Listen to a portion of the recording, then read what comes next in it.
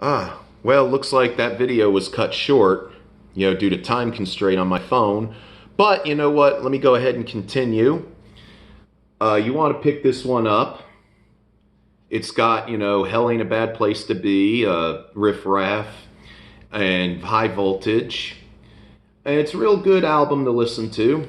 And then another album that came out in '78, The Pioneers of Punk Rock.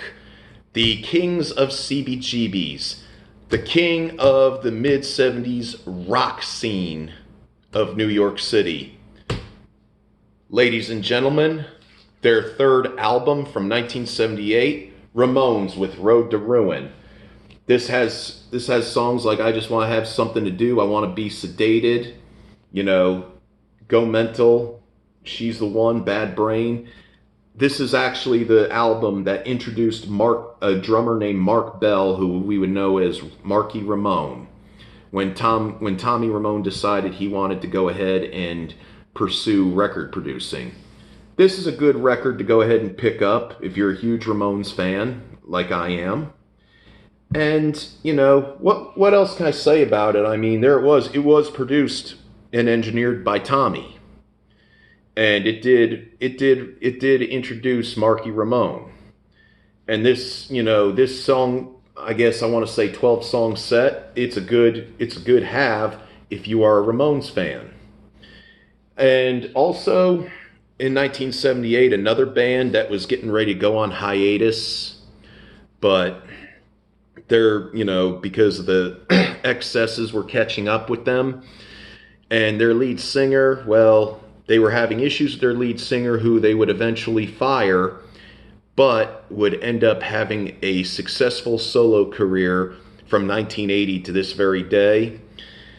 Black Sabbath's Never Say Die. With the title song, Never Say Die, The Hard Road, this wasn't really the best effort that Sabbath had to offer. I mean, at that time, you could tell that you listen to this, you could tell that they're all burned out, and Ozzy's, wore out. He doesn't want to do it anymore. And at that time, they were having problems like the IRS was seizing their assets because of bad business deals and everything. But, it's not an album I would recommend. I'd say stick with everything from the debut album and Paranoid to, to Technical Ecstasy. And then another band that spent good majority of the 70s since they got signed, touring and recording, their platinum 7-song live album called Some Enchanted Evening, Blue Oyster Cult.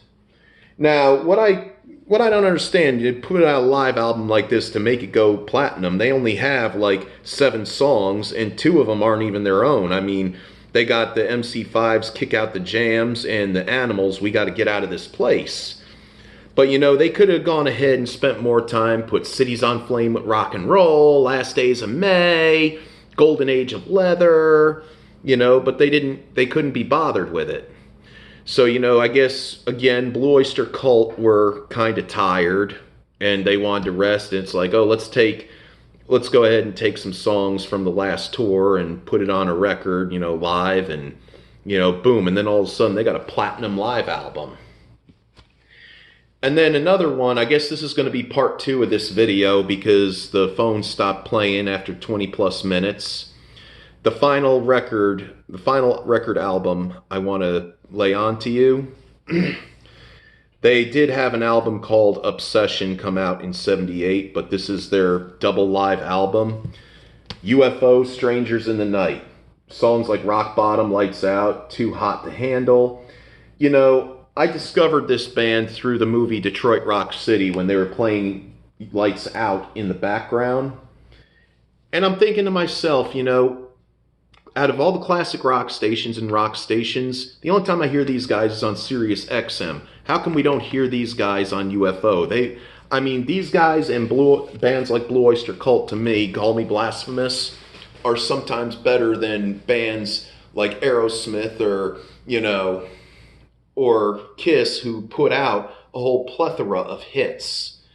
But, hey, that's the way they wanted to do things.